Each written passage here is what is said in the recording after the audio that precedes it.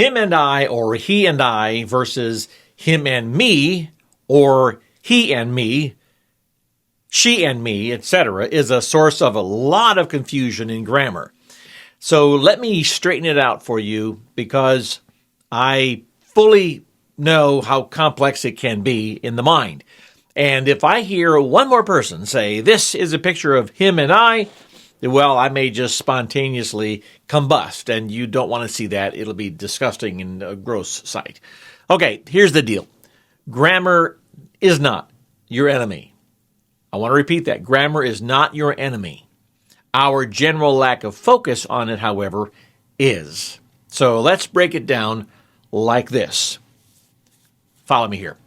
He and I is like the fancy cocktail that you sip when you want to feel sophisticated. Okay? It's kind of used as a subject when you and your buddy are the doers of the action. I'm going slowly here because I want you to pick up on this.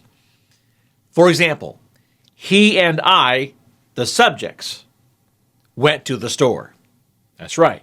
You and he are the stars of the show.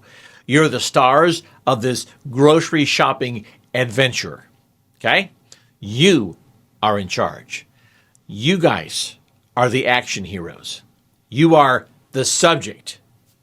Now, him and me, right, is when you're not the stars anymore, but you are the receivers of the action. Okay? Sounds complex. Stay with me. You are the victims, if you will. It's kind of like the pizza delivery of grammar. So you could say, the pizza was delivered to him and me, not to him and I. Unless, of course, you want to sound like a sort of a pompous aristocrat who doesn't even understand the grammar anyway.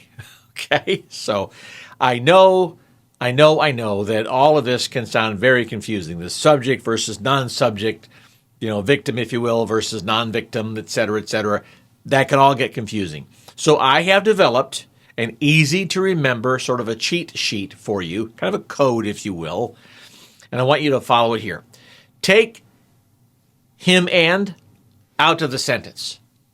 Would you say this is a picture of I? Because you were inclined to say him and I. No, you wouldn't say that because it's ridiculous. It sounds silly. This is a picture of I.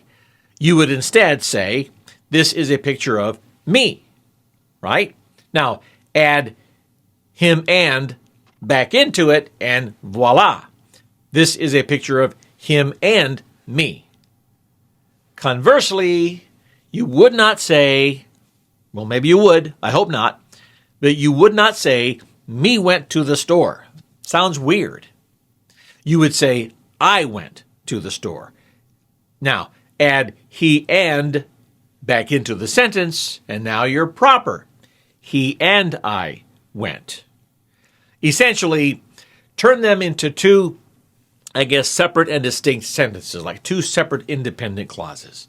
Like, he went to the store and I went to the store.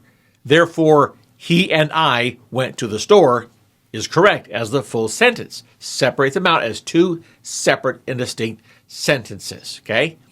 If you said the picture was for him and the picture was for me, you would therefore say the full sentence, the picture was for him and me, not him and I.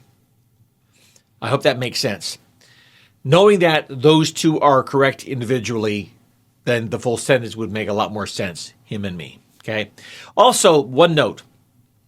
Always prefer yourself secondary to the other individual when speaking. He and I, she and I, not I and he, I and my mother, I and my wife, I and my friend. No, it's my friend and I, okay? That'll help out a lot. Hope this makes a lot of sense. If it doesn't, trust me, you might get a note from me, signed Grammar and Me.